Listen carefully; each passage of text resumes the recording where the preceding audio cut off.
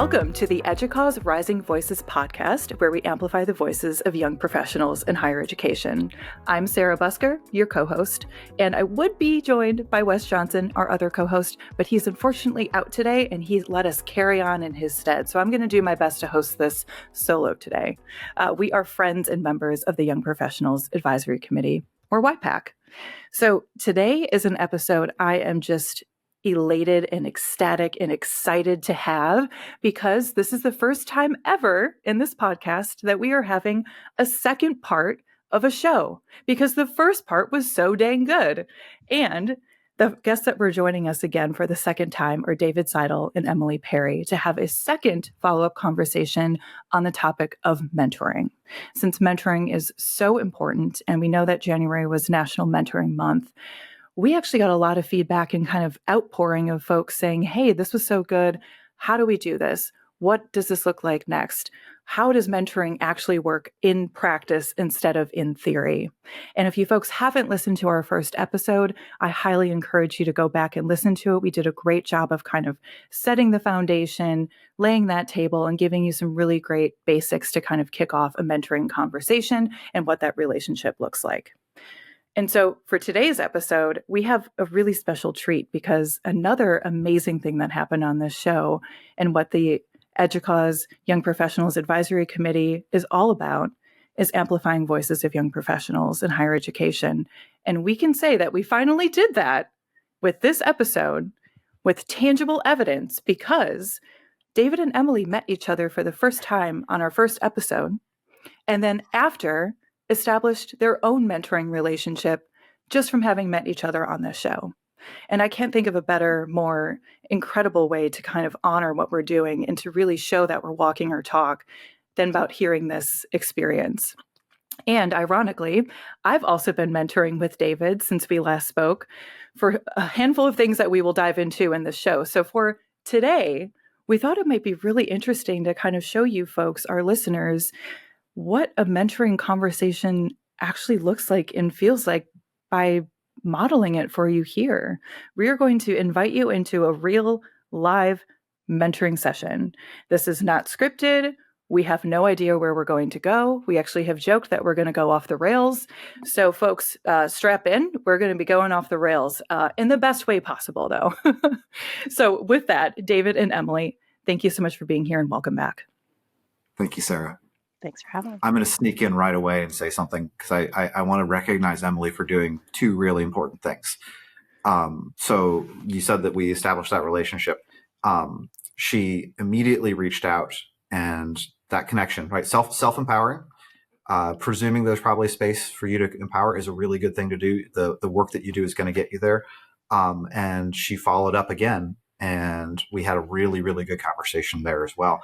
And that is everything you can ask for from somebody who's looking for that kind of mentor-mentee relationship, is to do that. And so that was a treat. And then we got to come back and do this. Now, I will also observe, you do not have to be on the Rising Voices podcast to find a mentor. There are other paths through. This is just coincidence. As we were having a conversation, it turned into something that we all thought was worth continuing. Thank you so much for sharing that. Kudos to you, Emily. Oh, I think I said my superpower was curiosity last time, and Yes. David had said a couple phrases, and I wrote them all down, and I was like, I need to get more information. So really, that's just what spurred it. I was like curious about how he would expand on some of the things he said, and man, it was a great conversation. I took so much away from that. So thanks, David. Yes. You're welcome. It was a pleasure. Well, I'm actually, if you're willing, I'm kind of curious to dive into maybe what you took away from that conversation, Emily, and if there's anything you'd like to share with our listeners too from what you learned. I took a whole bunch of notes. I really like that answer. And what I started with David was that he had said that as you go higher in the stack, as you go higher in leadership, conflict is part of the job. And I thought that was really interesting. And I think he said that he was uncomfortable with conflict or something, but I really wanted to hear, like, give me more specifics. What does that mean? And how do you deal with that kind of conflict? And so he gave a really great answer about there being necessary and unnecessary conflict, and necessary conflict being what's caused by doing our jobs, differences in priorities and different departments that you have to work through, and then the like unnecessary conflict where that kind of conflict doesn't need to exist to get the job done. David, am I relaying this properly? You got it 100%. A plus.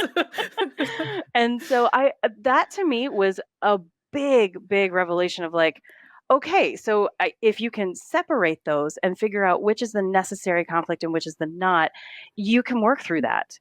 And if it is a conflict because of differing priorities in the job, if you have established trust first, then it makes it much easier to get through that. So I've really been thinking a lot this week since our conversation just about making sure to the relationships I have that already have trust, how to keep that trust going, how to build on that, how to make it stronger. So that's what I've been thinking about this week. And spoilers, the next time we chat, my follow-through will then be to ask, okay, tell me how you applied this. Did it make sense? Like, is it consistent? Are you making progress with that? And then to continue poking at things that Emily talks about that are things that I might have seen or that would be good for her to think more about. And so my job is to pay a lot of attention and look for those pauses and look for the thoughtful moments and all of those elements that I can then pull more out of her with. That's not always how I would approach it. There are times, Sarah, when we've talked where my job was to say, what do you need from me today? Right. And sometimes that was, I would really like it if you give me feedback on a thing, or just listen, or whatever across the range. But I think as people who are in a mentoring role, and we play back and forth, right? I learn from everybody that I work with. So sometimes awkward to say we're mentor or mentee. A lot of time we are people who are learning from each other. But if you can flex to the place that the person you're meeting with needs you to be in, you can give them more than you might otherwise. Right. And something I really want to kind of double down on here is something I've learned very recently, and thanks to both of you, actually, Emily and David, and our Rising Voices podcast crew, shout out to them, is kind of remembering that we can learn something from anyone. And I think a lot of times a myth around mentorship is that it has to happen between folks who are typically older or more senior or more experienced, and then folks who are more junior and maybe not as experienced. And we kind of look at it through that singular lens. I like to say that we look at the world through like a toilet paper holder, right? It's very myopic. And if you think about mentoring in that lens, it's not necessarily wrong, but you're missing out on a lot of things that you could learn if you're willing to kind of broaden your view and realize that you can learn something from anyone and really embrace that. And, really, I think in our last episode that we had, and why I'm so thrilled to have you all here again, is I've learned so much from all of you. And, really kind of, I think the point of this episode and show is to help folks understand that it doesn't have to look like the traditional way we think about mentoring. And if you're willing to open your mind and consider all people as someone you can learn from, I think you'd be really surprised what you find. And I think, honestly, it's going to open your worldview and give you more opportunities and build more empathy and capacity. And frankly, I think we all need that to cope right now in this world. So that is my monologue for the day. But with that, thank you for indulging me. I kind of want to, think about if we're willing to be a little bit more vulnerable here and share maybe something that we would like to be mentored on or supported on right now and kind of demonstrate that for our audience. Are y'all down? Absolutely. Amen.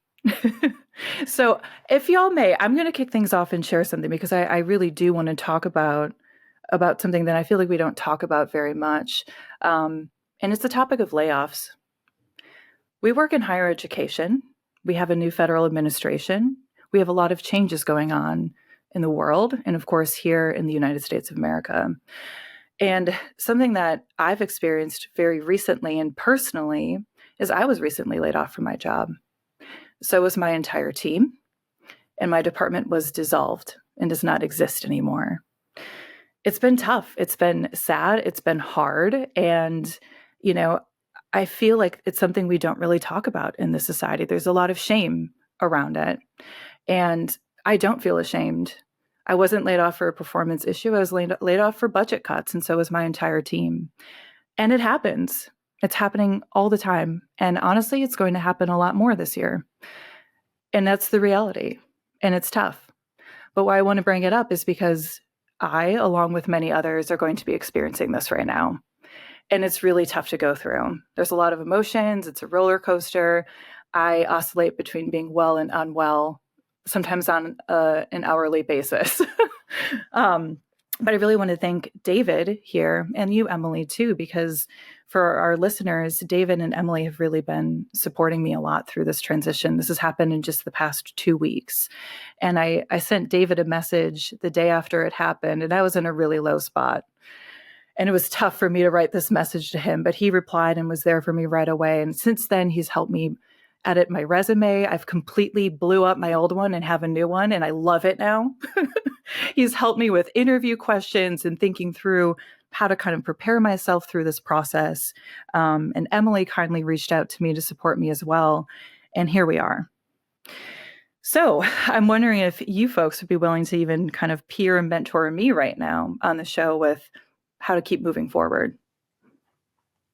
I'm going to throw in a couple of things that we've had in our conversations that I think folks might benefit from, particularly in the context of layoffs.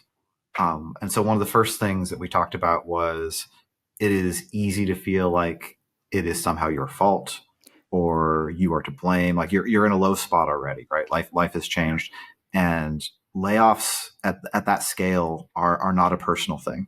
They impact you personally, but they are not a personal thing. And how do you get into if not a good headspace, an okay headspace around it? So some of our conversations were along that way. And then it was a turning that into productivity. And so Sarah was great, immediately sent over a CV. And I talk about 2 types of resume reviews. One is a black pen review, which is I'm friendly and nice, and I show you a couple things and I send it back and try to make you feel pretty good about it. And one is a red pen review, where my goal is sort of unofficially to actually get out a real red pen. If it sits on my desk, and my job is to have more red on your piece of paper than you have black from the printout. And I said, I know where you're at mentally right now. Do you want a black pen review or a red pen review? She's being Sarah, says, I want a red pen review. I said, okay, if you know what you're signing up for. And she noted that she has completely revised her entire resume. And when you are under that kind of stress, that is a hard thing to do, but it's also an opportunity to step back and think about how you're presenting yourself. And Sarah, I think you learned 2 or 3 things along there. So I'm going to kind of prompt you to maybe share what that thought process was like, what that feeling was like, and what you did, and then kind of the ongoing feedback loop on that. Yeah, absolutely. Thank you. And what I really took away from it is I can do hard things. It's a really tough space to be in mentally, especially since I have a very short runway. And at the same time, it was really exciting to kind of blow it all up and start over again. And a really good opportunity too with David giving such like helpful and critical feedback, and those 2 are aligned. If you can't give feedback that's not helpful, don't do it. It really helped me realize that I was undervaluing myself and underselling myself too. And it helped me realize also that my focus has always really been guided by supporting others.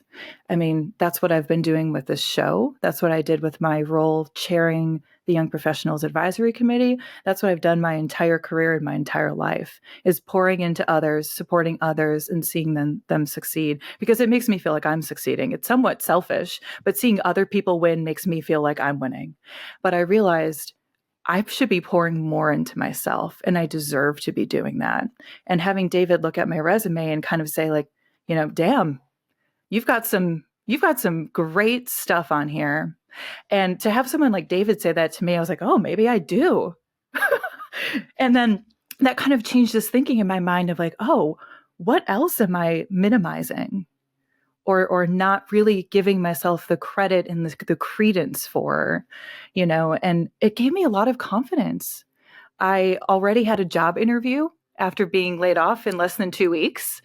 So, and that means I, updated all my materials in a very short amount of time. And it just gave me like so much wind in my sails to move forward.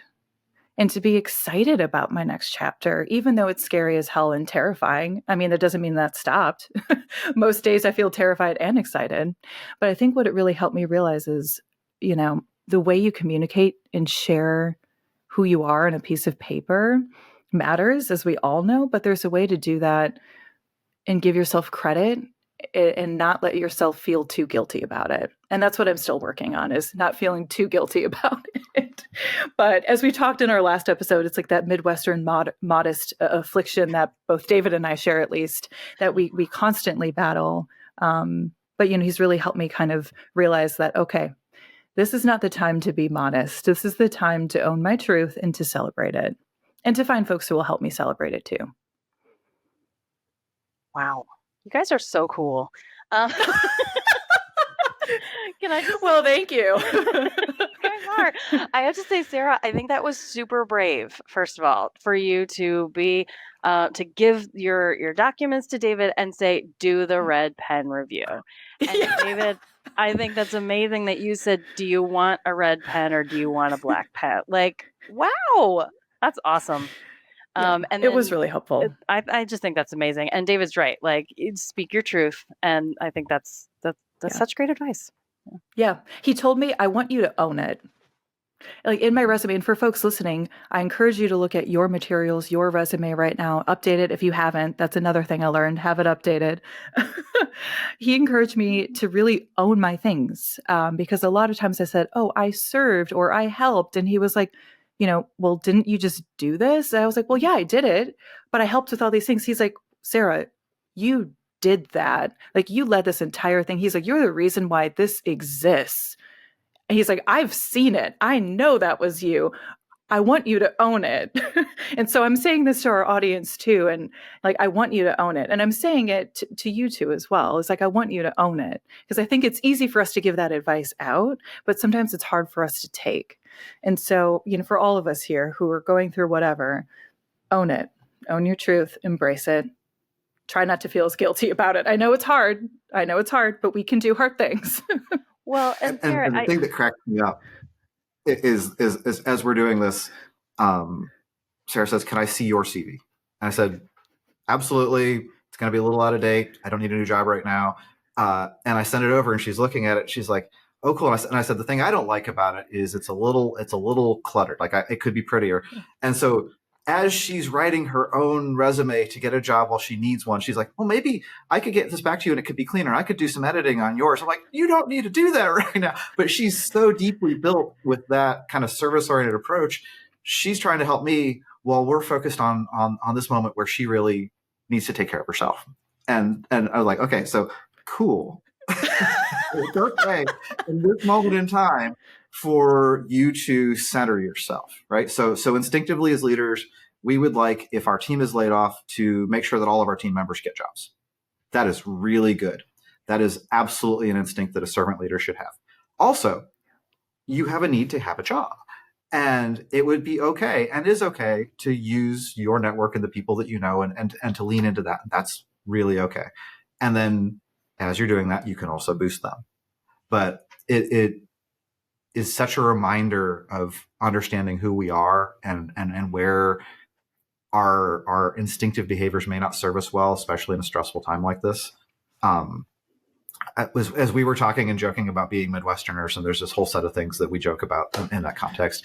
One of the things that people close to me have called me out on is that I was raised in a way to maybe never be enough. Right. So I have always wanted to do more for others and to provide more and to give more. And that's not a bad thing. But there are times where it would be really good and healthy for me to be satisfied. That's really hard. Yeah. And so as we talk about the two sides to a relationship like this, having Sarah in this moment to have that conversation with, we were having some of the conversation that was benefiting me as I was saying, hey, I'm kind of built like this, and this is really helping me think about the ways that I interact with the world and the way I approach challenges that are in front of me. So this really is a give and take. And what I love about this is a lot of these relationships turn into long-term friendships.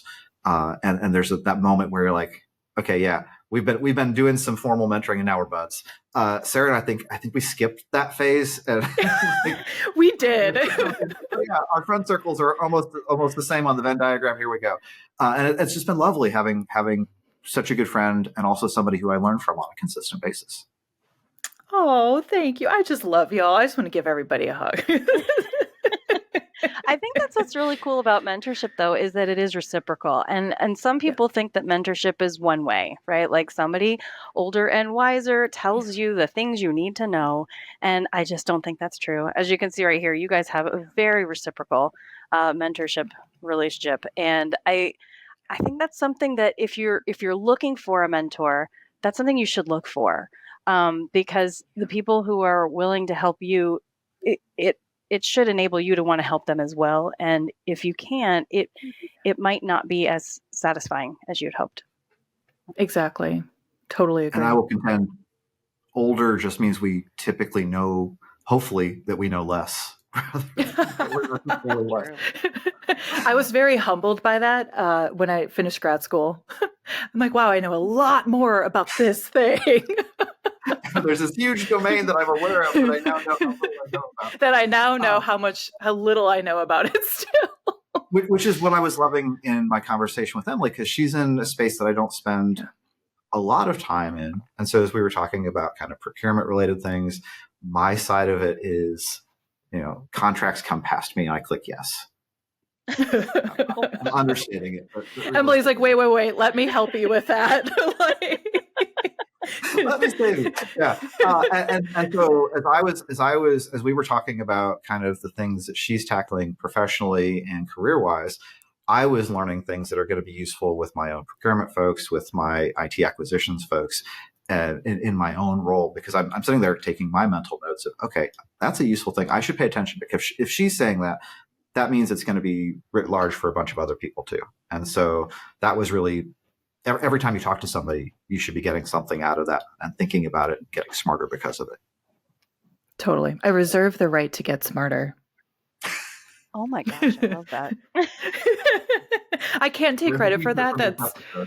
That's one of my colleagues at Stanford. His name's Kurt Howerton. He is the CIO of the School of Engineering. He says that all the time, and I channel my inner Kurt Howerton when I say that. So this is a shout out to him. I just love that phrase, because it kind of echoes the spirit of mentoring, like we've been discussing. Is there's always something to learn, and keeping an open mind to that, I think really helps you feel successful. So I'm kind of curious, switching gears maybe a little bit here. David or Emily, is there anything that you want some mentoring on right now?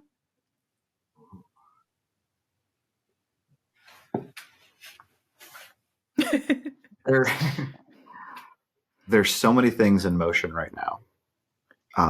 At the scale of the world, right? It's whether it's politics, whether it is changes in institutional policies, the things that are in front of me next are we're in a Workday implementation, and we are going to do Workday Student, and that is going to have a much larger impact on the academic areas than it has previously, because Workday moves a lot of the responsibility centers closer to the functional areas. And so I am spending more time learning from our VP for enrollment management and student success.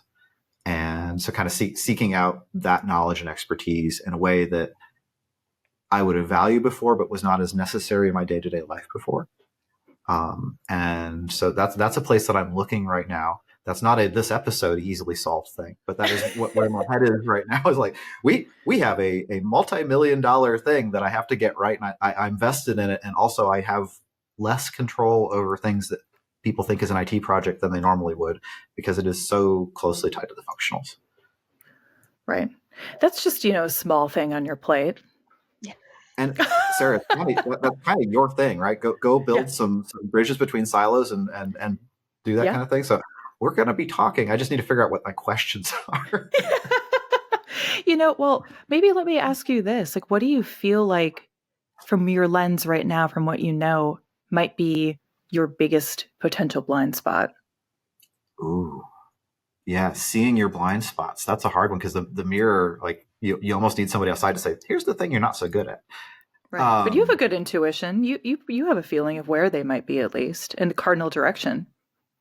I think it's going to be a split between the politics of the support model, because we have to get that right, and it's going to be shared, and we need to make sure that 20 years from now somebody's not going, oh man, that David guy really messed this up, and everything's been hard since then.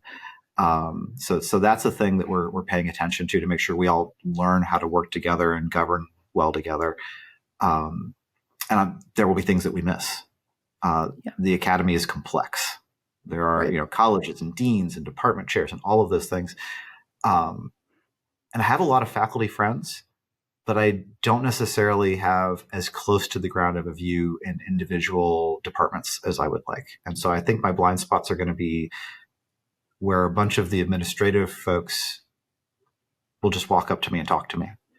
I'm going to be emphasizing and trying to make sure I reduce those blind spots in the academy as much as I can. And that's my worry, is making sure that folks have an opportunity and that I'm friendly and easy to approach. it's a worry. Yeah. How do you get out there? I'm on the edge of campus. I'm on the east side of campus and the Western College. So, Western on the eastern side. And so I'm not in the main part of campus. And so I have to make a concerted effort to go across the street and be in spaces and be seen. But that is a thing. You're going to set up camp right in the middle. That's actually not a bad tactic. I'm sure you've considered it. I go to quite a few university events to be present and to be accessible. Right. And that's a good strategy, especially for what you're about to embark on too, which I think we all know, many of us, have had personal experience where you can have the perfect plan, the perfect idea, you can see it on a piece of paper, the roadmap is clear and everything looks great. But then you factor in people. Underneath, yeah. And people are the most complex technology we work with. Right. Exactly. So how do we navigate that? Emily, I'm sure you've had some experience with that. Well, actually, yeah, as David was talking, I'm trying to think of what could I use mentoring on right now? And the biggest project on my plate is starting a new way for people to purchase SaaS solutions without having to wait through the whole contracting review. And many people don't wait for they don't take it through contracting. Right. They may not even recognize that there's a terms and conditions that you're agreeing to as you click through. Sorry to get in the weeds of my role, but so what I am planning is a program that can help make these easier. And my mentoring needs are going to be around change management, because this isn't just a change for faculty and staff. It's a change for IT departments. It's a change for the contracting services group, the procurement group, accounts payable. And so I have to figure out all those different departments, who the people are, the influencers down below, and then also where their chain goes up high, so that I can make sure I have buy-in from whoever needs to be seen. So, and then the change management around the actual rollout. And I've never done anything this big. But through EDUCAUSE, I think it was Women in IT started posting about, hey, there's a new community group called, Change Management Community Group. So using your network like this is that I'm going to be using the network right now. Yeah. I'm going to reach out to that group and listen in on their meetings and see how I can find somebody to help mentor me, because if those are experts in change management, that might be a need for me in the future. So, what's so wild, Emily? I have the goosebumps. This is crazy. I just finished a project like that at Stanford. So we should talk. Yes, let's do it. I'm glad you're on the show. I mean, I'm happy to give you my resources. One of my project was to streamline software evaluation across the enterprise. And one of the outputs was to actually write a streamlined single technology evaluation guide for software solutions. Oh my gosh. Okay. I have some policy recommendations I can give too, and some stories about how we implemented policy and frankly, how we ended up rolling it back because of the change management challenge. Okay. And then also some of the processes and workflows that I helped lead and set up as well. So I know we're getting to time, but I feel like this is teeing us up for like a third episode maybe. But I will say, just like kind of my laser answer is, you're really honing in on the right things, the change management piece and getting buy-in. Again, you can have the most perfect workflows, but if the people aren't on board, it's probably not going to work. But there is kind of a middle ground too. So figuring out where that is, what people are willing to accept as part of the change and what they're not. Kind of to David's point earlier too, I think about what's necessary and unnecessary conflict is kind of similar here, right? It won't be perfect. There inevitably will be people who question it and might be upset or might not like it. And that's just going to happen. And you have to welcome that. And accepting that and welcoming that will be a challenge for me. I like to make people happy. Yeah, I do too. Trust me. That's me in a nutshell. Yes. But it's going to be like that. But I'm happy to chat with you and connect you with other resources too. We'll do it. I love this. Look at us supporting each other. Well, since we are kind of getting to the end of today's episode, I want to kind of round this out by both thanking you, Emily and David, for mentoring and supporting me through this time, and for your willingness and bravery and vulnerability of sharing what you shared on this show and indulging us in this kind of live episode of mentoring and showing that to our listeners. Is there anything that either of you would like to share as your key kind of takeaway or lesson learned, or something that you just want to leave our audience with? David, are you willing to start? Absolutely. This is something that we used to tell every new Chief Information Security Officer in higher education as soon as we could talk to them. And it is, you are not alone. And on your bad days, you are surrounded by a community where people want to help. And people are willing to help you. You may have to reach out to let us know. We may not always see that you need help. We may not always see what you need. But if you reach out, even if we're not the right person, we will typically connect you with someone. And then it is on you to follow through. But there is a wonderful, wonderful community who is living your experience, or has lived your experience, or at least cares about your experience. And all you have to do is just reach out and find that community. And EDUCAUSE is that community. I agree. That's great. Thank you. Emily, are you willing to share a takeaway or a lesson learned? Yeah, sure. So my key takeaways for mentorship are that it's a journey. Like it's not something that you do once and it's done. It is continual, and you have to continue to be brave and put yourself out there in either networking events or connecting with people to make it happen. So stay brave and be patient. It is a journey. There you go. You've heard it here, folks. There you have it. Stay brave, be patient, reach out. And I'll slide one in. You can learn something from anyone. That's what mentoring's all about. Thank you, folks. Thank you. Thank you.